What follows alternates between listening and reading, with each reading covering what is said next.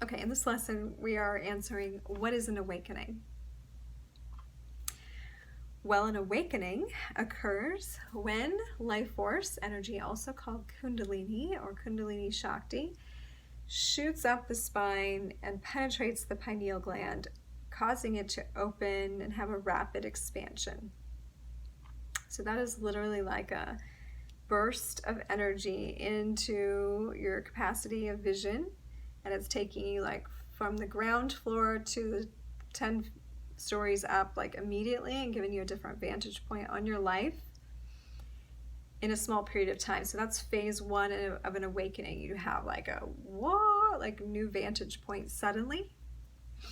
That new vantage point is giving you a fresh burst of energy, and it's giving you an inspiration about how life could be different. And it's usually in a bigger way than how you've been living, right? So that's the initial awakening. And then that Kundalini again comes down, and it begins to slowly go up and down the spinal cord to purify the center so that Kundalini can be there all the time. But initially that awakening sends one on a little bit of a quest, because that energy will fall again and you'll like remember the vision, but now you'll be dropped back into your regular life, and you're now got to figure out like, how do I move toward that vision and have that be my reality?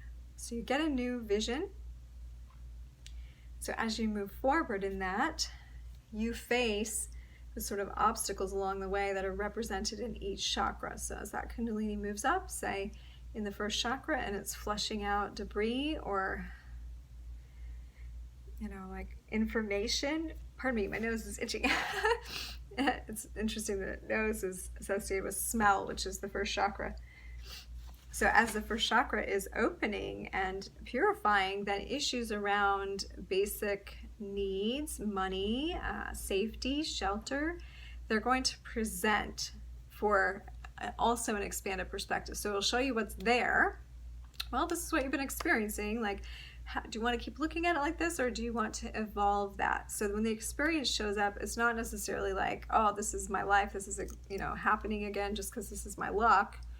But it's an opportunity to initiate into the next level of consciousness. It's flushing it out, if you will. It's showing you that dimension of you and asking, are you ready to elevate? So then you have to sort of like accept and love that that was you, but now envision a new reality for yourself. So this happens in every layer, and awakening is not just a one-time deal. We can again wake up again and again to the next dimension of our life. We have bigger and bigger bodies, right?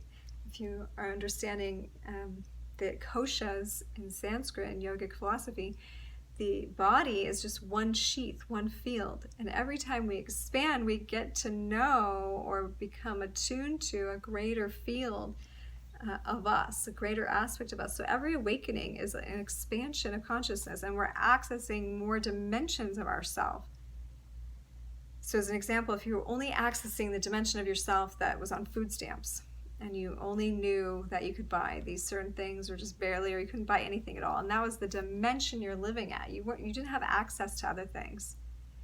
And then your dimension expands around money, and you suddenly have the experience of like shopping at this, Sprouts or something, like, and you have this amazing shopping experience, and like it's really high quality food, and like say someone buys you a whole basket of it, then you've suddenly like seen another reality, like what exists there. But now you have to go back to your reality after you've eaten all this food and be like, how am I going to get back there? Well, I'm going to have to trash some of my beliefs around abundance if I'm going to live like that, because that's a different dimension of living around food and whatnot. So I'm going to have to peel off. But first I need to love and integrate this part of my experience, this dimension too, because we can't go up in dimensions by like cutting off the other ones. They build on each other, okay?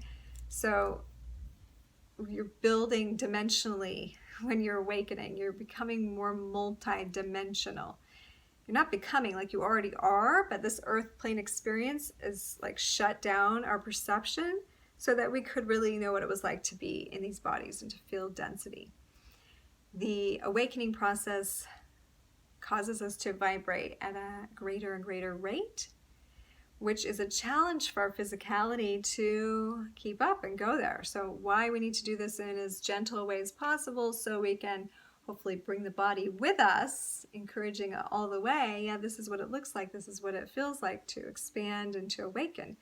So we'll often have physical symptoms, but their cause is the awakening. Their cause is life force energy flowing more greatly in your body. So that's why a lot of the things go like, I don't know what's wrong with you, I can't find anything wrong with you, you know, these sort of statements from medical practitioners, because there's not a medical thing going on. It's not really a physical. It just feels physical. It's not psychosomatic. It literally is another dimension of you communicating, speaking to you. So if you're having like vein fire, you know, like, and someone's like, oh no, something's wrong with my nervous system. No, actually, the Kundalini is rushing so much in your veins that that sensation is telling your brain, hey, we need more mylar sheath so we can bring in more energy into this nervous system via these magnetic electrical currents that are life force energy. So when you know that, you can just be like, whoa, this is what it feels like to like grow more mylar sheath, you know? And so we have to learn a different language around what's happening so that we don't hold ourselves back.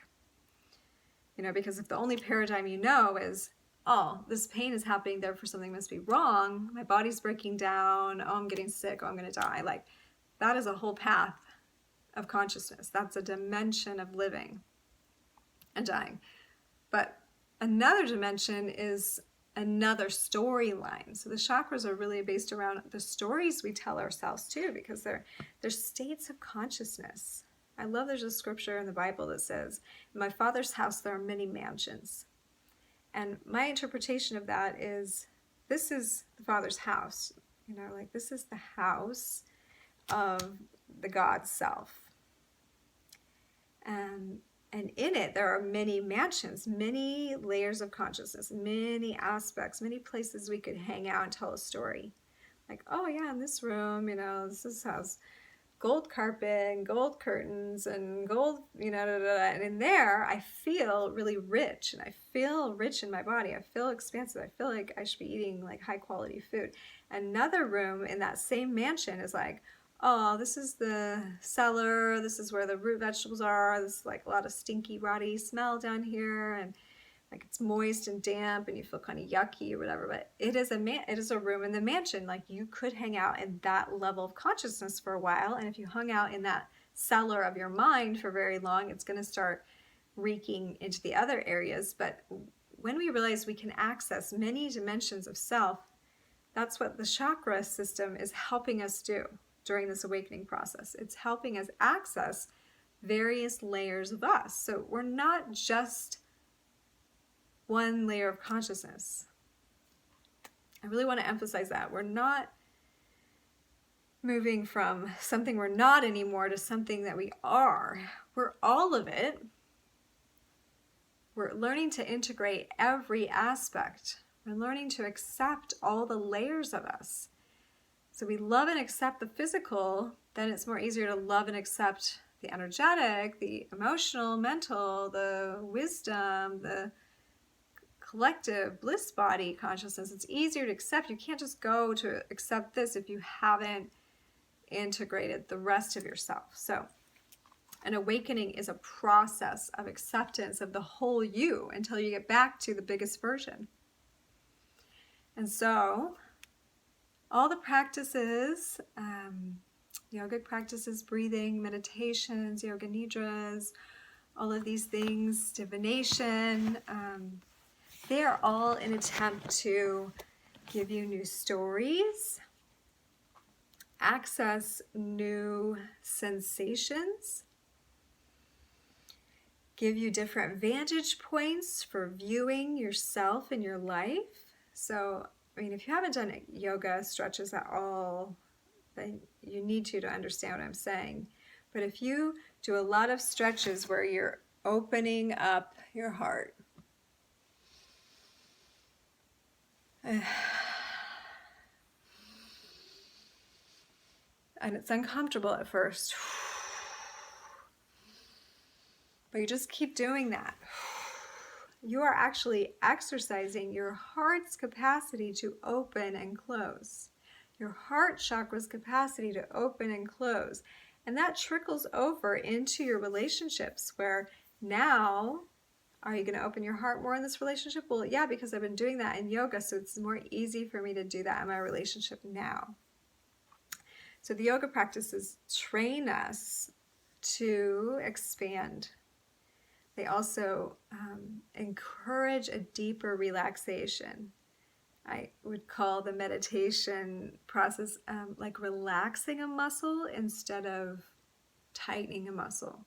Like learning how to relax your muscle as much as you can. Like meditation is like this deeply relaxed, expanded state where nothing's holding on. You're just allowing yourself to be aware of this vastness.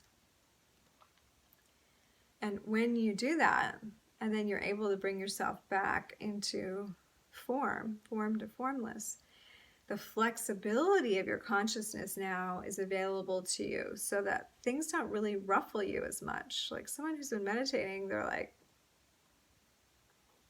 everything's great. I feel so good inside. Like I'm so flexible in my mind. Like whatever you're doing is hardly anything. But someone who has a very contracted mind and is really worried about all the details all the time, that's a stress, like a stressed or tight muscle. And then just one little jerk will like hurt. It's like pulling a muscle because it's too tight. It's not flexible. You can sprain a muscle easily if it's too tight. So the awakening process is a slow process of starting to massage out and open up all those tense places and get more energy to flow. But it's not without a fight, you know, like our lower nature, our ego self, our old patterns, they feel conscious too, and they don't want to lose, they don't want to not exist, even though that's not what happens at all. Your body kind of fears that those parts of you aren't going to exist. So they like fight for survival, so to speak. So like an old pattern, even if you know it's not a good pattern, like, oh my gosh, I never have money. That's not a good pattern. Well, some part of me is clinging to never having money. Like, why? I don't know, but I can certainly work on it by just clenching my root chakra and relaxing. Clenching and relaxing, clenching and relaxing, clenching and relaxing over and over again until I really just feel like melty in that part of my body. Where you're just like, it feels so good. Then believe it or not, that exercise alone, because you're working directly with the life current, you're directly managing that tension. Not from a logical thinking mind, because consciousness can only do so much on this plane. You've got to use body too. So body is doing it, and you're like, I know why I'm doing this, and I'm just going to let it happen. Then we begin to relax that tenseness in our consciousness by working that first chakra that way. And then you'd be surprised how it just feels so much more fluid and in surrender and trusting the flow, not feeling tension in your body. Life flows to you when you're not feeling tension in your body. And there's resistance in life when you are feeling really a lot of tension in your body. So the awakening process is a flux and flow between the two. Because we're like awake and then a little bit closed, and then awake more, a little bit closed, and then more awakening, a little bit closed. And sometimes we have to close because the energy is so much that we got to process, and we can only process in the known. So we just go to a place where we can process, and then we can expand again. So remember that this awakening, just like this energy goes like this, there's an ebb and flow, there's a polarity balance that goes on as we're going from one thing to another. It's not like you just learn and then you're good and then you elevate and you awaken and you stay there and everything's love and light. Like, it's not that way. And it's a journey of acceptance that you can't even get to third eye awakening without accepting both poles, without being like, yep, my light and my dark, the good and the bad, the pretty and the ugly, they all come with, and they sort of dance with each other like this. And when you observe it in your life, if you have the witness attitude from practicing with your third eye, then you're more like, oh, this is happening. Okay, so we're digging in over here. That must mean the next thing is going to be over here, because we kind of go back and forth until we are fully integrated. And even then, we're watching the back and forth. We're just watching it like this beautiful, like,